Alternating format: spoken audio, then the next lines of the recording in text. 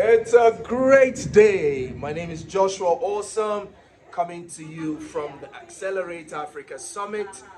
I am deeply grateful and humbled to be here with a distinguished lady who just got a copy of Mind Your Mind, How to Stress Less and Achieve More. And I am grateful for the inner landscape that resides within her persona.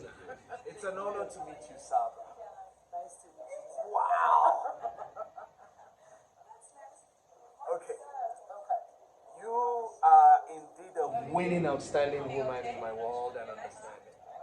Um, I said certain things yesterday at the symposium, and one of it catalyzed certain thoughts inside you today.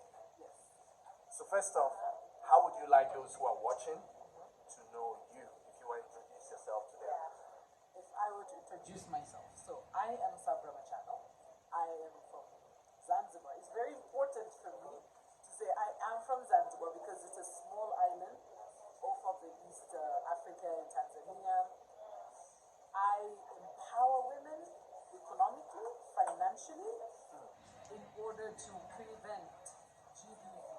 And I'm a huge advocate of mental health. That's why I am drawn to your work in this book, and that's why I got myself a copy. Because in our society, it's that quiet pandemic, it's that quiet pain that's slowly just killing everybody. And so sometimes these things just need to come out in the light, breathe air into it so you can let it go and live. You know. Sizurure. Oh, sorry. I Swahili is my. No, go ahead. No, because Sizurure. yeah, because the thing is, there are people who live, and there are people who just, I call them, they pass through life. They don't live. So, like in your process of making a life, don't forget to live. In chapter one, the quote that opens it says, "If you woke up breathing, congratulations, you have another chance." Any day above the ground is a good day. At least that's what I think. Amazing. So let's talk about what you shared with me off camera that I've asked for your permission to share in camera, in front of the camera. When you were talking about how stress and mental health and shame is landing on you, but a bigger picture of it is how it's then a reflection of what we are seeing in the world. Okay. So, to give into context, I was a Director General of Zanzibar Social Security Fund in Zanzibar. So I'm young, I'm a woman, and I am amazing. My core value is performing with excellence. And so one thing that I came to find that I am struggling, of course, as everybody does, but as I work to do the best work that I do, it triggered so many people in my community and other people. And so that's when I was ashamed of how good I was. I was ashamed at how my mind operates in the way it does. Because my lived experience is I can walk in effortlessly through so many factors of society. I'm a woman, I'm young, I'm half Arab, I'm African, I'm a Muslim, I went to international school, so I have that international understanding. I've always lived in Zanzibar. I've worked in the government, I've worked privately, I volunteer, I now have I've set up an organization. And people look at, and imagine for our community, instead of being celebrated, you become vilified. And again, my crazy mind, instead of being mad at my community, I took a step back. I'm like, okay, not my circus, not my monkey, that's your stuff, but hey, what are people carrying that instead of being inspired or empowered, that you are trying to break me? And that's how the birth of Warrior Women Foundation came along. Because most people could not accept seeing a woman, especially an African woman. Oh, money. Money is a big problem. We pretend like money is not important. I tell people this: money is not the most important thing in life, but everything important needs money. Money itself, it doesn't matter. But everything important, you want good health? Money. You want a good education? It's money. You want a good environment to do whatever it is, it will require money is not as important as it is in our life is a disservice, right? So I talked about, and so for me, being a head of a financial organization in 20 years, it has never happened. And the woman sitting there, like, you know, like, this woman, because I have to look the part, and I love myself. You know me, I dress up. I'm a woman, I'm an African woman. This is what we do. You know, we love color, we love, like, personalities are big, but then it seems so many people associate that you should be at home doing that for your man. Don't come up here as a woman. So, uh, in essence, what I have learned is that mental health crisis, the way people become triggered, is simply because they don't even realize that they have crisis until they see somebody else. Instead of saying, "Oh, I want that. How did you get there?" It's more like, "How dare you upset the status quo and set new standards of what we can adhere to?" Because I came off the same environment that everybody is. So if I could make this of myself, and I'm willing to share, but then people don't know how, or we're rooted in fear. So that's why the health of the mind is. You know, in chapter 4, there's a quote that opens the chapter. It says, "If you are acting like a sheep, do not blame the shepherd. You cannot herd lions. Wake up and roar, and you are free." So as I listen to you, that's a subtle, you know, Yeah. slide and side of what was emerging. And I'm wondering, how does that make you feel, or how did it make you feel? I think the beauty, see, sometimes the most amazing things can come from the worst things possible. You never know. Because when you hit rock bottom, or when you are forced to live by the values you say you stand for, that's when you truly, because even if you're lying, if you are not forced to show up that as a lion, you can always pretend to be a sheep. Right? And people will think of you as a sheep. But when suddenly you figure out who you are, and who you are is tested, and you have to become a living testament of who you are, I think it's one of the most freeing experience, painful, exhausting, so much learning and learning. But if you can find the joy in becoming a better version, and in just because what it really leaves you free of, it leaves you free of expectations, and I can say I'm home in myself. Like I can sit with myself. I no longer quiet my mind. Like now my mind can go into the craziest stuff, and that's fine.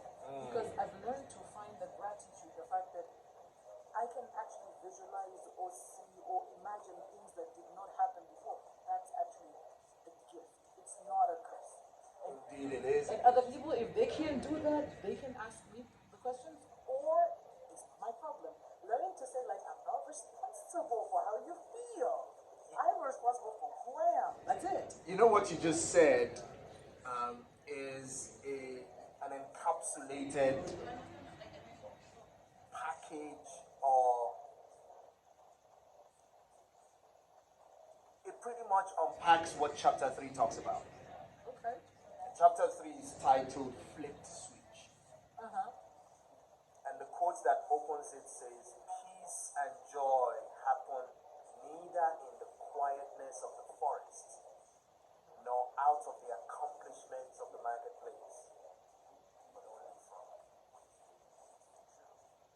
True. True. True. That's why I'm telling you, that's why I bought the book. Because I think from what you've shared about it, and the work that you have shared, and the kind of things that you have spoken in this last few days, is that I feel like it's a guide if you're truly interested, because this is a journey that only you can do by yourself. Because it's your journey within. You gotta sit with your demons, sit with your mistakes, sit with your failures, listen to yourself. Like I think we underestimate the little voice. Everybody has that, but you underestimate how much of the little voice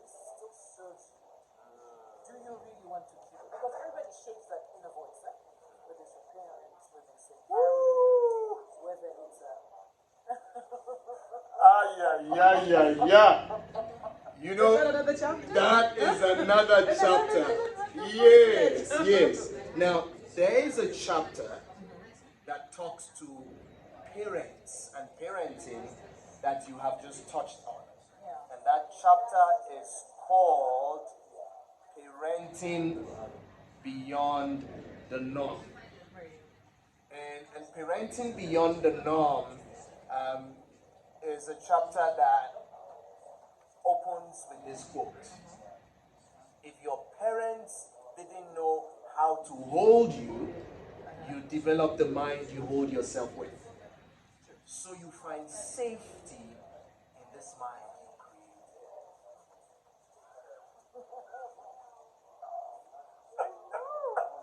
I know. I have done the work. You know why? Because something happened. All of us, as humans, things happen to you. I believe the only true things you have control and power over is how you react to what happens to you. You can't choose. You don't know what's going to happen to you. But what you choose, am I going to be grateful? Am I going to be angry and hold it in? Whatever. So for me, the kind of childhood I had, I vow to myself that I want to make it better for my children. Not just like in terms of material stuff, but it's the lived experience. I want to be a more conscious parent. I want to understand the world. Before I can be a parent, I need to understand this world, this crazy world, you know? And so for me, healing or understanding my mind and the stuff going on and how I am the way I am, it was so important. Because I do have two girls who are like literally shaped. Like, oh God, they're shaped with it. And that's when I learned. I'm like, it doesn't matter what I do. One, the best gift I think kids give us is you have people who will love you no matter what. But what you do get to shape is because children, if you hurt them, they don't stop loving you. They stop loving themselves because they're wired to love you no matter what you do. So I think that kind of power for me, I wanted to do them justice. And I wanted to equip them to at least say like, no, mommy did not break us. Mommy did not pass on her trauma. She dealt with herself. You know what you're talking about brings me to the end of that chapter on parenting beyond the norm. And it highlights three actionable activities. Right? One is mind you. In other words, it's a call to say, as a parent of a child, whether the child has additional needs or not, it's important to take care of your own mental health. And then the second one is believe in your child.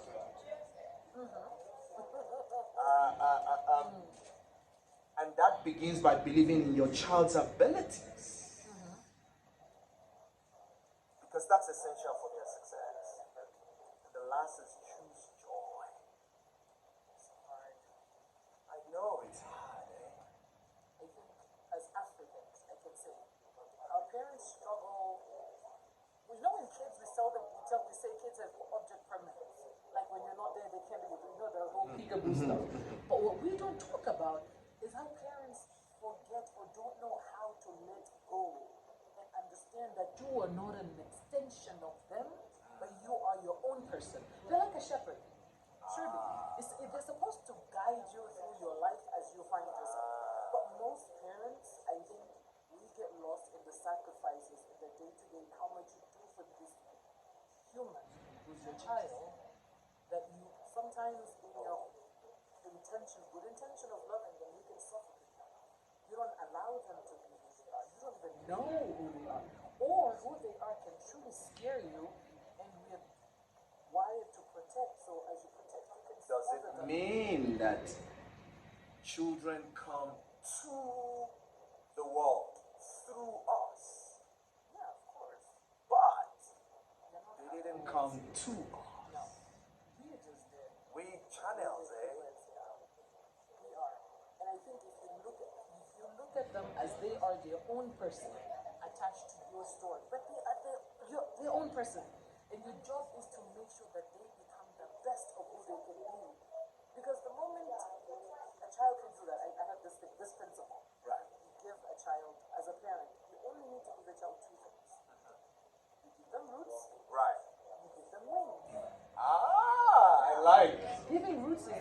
because teaching them responsibility, teach them all of this. Now, when you give them wins, is that part, allowing them to be free, figure out how do they fly, what do they want, and that's where it's so hard for parents to accept success. Because once you've even given them wings, accept success. I like. Accept, because like, and be like, know that, like a bird, they can go out into the world, but they know where the nest is. When they need you, they will come. And when they do not need you, it means you have done your job well. Because you're not going to live here forever. You're going to pass it on, and you want to make sure they can continue their lives without you. And that's success. But it's really hard as parents because you want to be needed all the time. So if I hear you clearly, you are saying to be fruitful, one needs to be rooted. I like. So when we help children to get rooted, it strengthens their ability to fly. Amazing. I like that. Trust their win. That's why I tell you, like, you just fascinated me. It's interesting. Thank you so much. Most people, when I share these kind of insights, they think I'm crazy. Because for me, my lived experience is I'm African, I am half Arab, I did go to international school, so I did have Western influence, I did grow up in a majorly Muslim environment. I do have a lot of Christian friends, so having existed in all of this, I think is I take the best of wherever I go. What is it, the best about them? And I accommodated it to me, because I'm not going to live long enough to make all mistakes myself. And you have to learn from other people. You know, as you talked about your lived experience, I'm reminded of chapter 10, which is titled World War Within. Yes. And the actionable advice there is life is a school of lessons. Take it. The sooner you do, the better. 2. Treasure true friends and family. Think today about the true family and friends surrounding you. Be grateful for them. Tell them to. The last one is accept help. That's a good one. That's a good one. Accept help. Good one. And this is how I unpack the word help in the book. Hello. Eternal loving provider. In other words, you are embracing the help that is emerging, that is unfolding, that is coming through. And that could mean recognizing that support to you, for you, could be anonymous. Taking it helps you to then turn away from hurt instead of healing. And discernment. To know what to help is hard. Some people can help you to destroy yourself. Let's talk a little bit about your lived experience, because for me it's an amazing thesis that I'm going to take you on to go deeper around shame and success. You see, we are given this dream, I will call it a dream, or an ideology, that if you hit a certain lifestyle, Right. you earn a certain amount of money, Right. you have things ticked on in your life, you will be successful, you will be happy. Now, at the peak of my success, when all of that I have, and imagine I felt empty. It didn't. I mean, okay. In the back, there's a part of my mind that understands that this is good, this is successful, this is. But then, why doesn't it feel? Why is everybody so envious? Why is everybody so jealous? Like, why do they only want the results? Do they know what I've had to sacrifice to achieve these results? Do they understand to be in this moment? And now, not only that, and then they start shaming you, like, oh, so you're the only one who feels you can do everything. Oh, so you have to build the first mall, you have to do those business things, you have to do oh, and because you're young, you're women. In 2.5 years, really, you're shaming us as your elders who've been here for 20 years and you're doing all of this in 2.5 years. How dare you? You know, there was that indignation. And then, before I'd be like, no, that's not my problem. Then she'd be like, you know, the doubt starts coming in. Am I really? Maybe I shouldn't be like this. Even if I did do it, I shouldn't take credit. I should give other people credit. I should, you know, make myself smaller so that other people are not afraid of me. And what ultimately it does is you're not being authentic, so you feel so ashamed. Like, you know, people would call me like, oh, you're stuck on this issue. And then be like, oh, what is it? It's 1, 2, 3, 4, 5. And like, I'm like, you should call 1, 2, 3, okay. And I could solve an issue maybe 10 minutes and we're done. To come and find out that people have been sitting on that problem for a week and they couldn't find a solution. Right? And then they're like, oh, the know-it-all, the one thing. But my know-it-all is more than I love listening. I love talking to people. So I have a wealth of knowledge. You talked yesterday about how Africans who don't document stuff. So my search for identity is I have been learning so much because this is my theory. My thing is everyone I meet is my teacher. There's something they can teach me.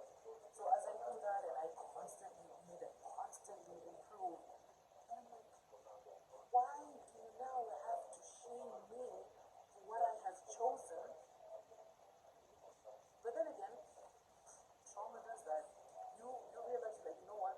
You do want to be accepted. You do want to be acknowledged. You do want. Then you're like, okay, and it becomes more and more and more, and it just before you know it, I had what I call high functioning depression, where I could not do things well, but I know you have that sinking feeling. You know, this is a success that's going to create these many problems for me. So I would do something, and then on the day of maybe delivery, I would just disappear, just let other people take it, whatever. Yeah. But thanks for showing up. No, Because your showing up has helped us to see how willing you are to work. yeah, no, and that's why for me, when I went into that, I used to think it was just me. But as I talked to people after everything happened, you realize, oh, there's so many people going through similar things, but they won't put words to it. Don't start. Somebody did tell me I should write a book about my mental experience, whatever. I don't know. Right. But shame holds people back so much because shame is that inner voice. You cannot escape. You can drink, you can intoxicate yourself, you're sober, it's there. You can stay with people, but when you're alone, it's there. You can't escape it. So the only way out is through it. So and that's why this way for me, how to stress less and achieve more, and minding your mind, because when you become consciously aware of your thoughts, you realize how messed up and unhappy you are. Because, for example, my base mindset, which you challenged me yesterday, I wake up every day like, I wonder what wrong thing is gonna go in today. Like, oh God, I'm okay. Like that's how so now instead of saying like what great thing is gonna happen. And so what it has done is it helps me focus baby steps. Right? I like Baby steps. this is my mindset. I was raised, my mother always says expect the worst and hope for the best, and that's why Baby steps. so And talking about baby steps, I'd like you to share your very last thought. What would you say if you haven't said it before now? That will be your takeaway for your final thoughts. my final thought would be being alive is a gift. No matter what your story, what your history look like, what your pain looks like, you owe yourself the gift of living this life in peace, with joy, and so you should take the time to truly learn how to live with yourself, love yourself, heal yourself, because only then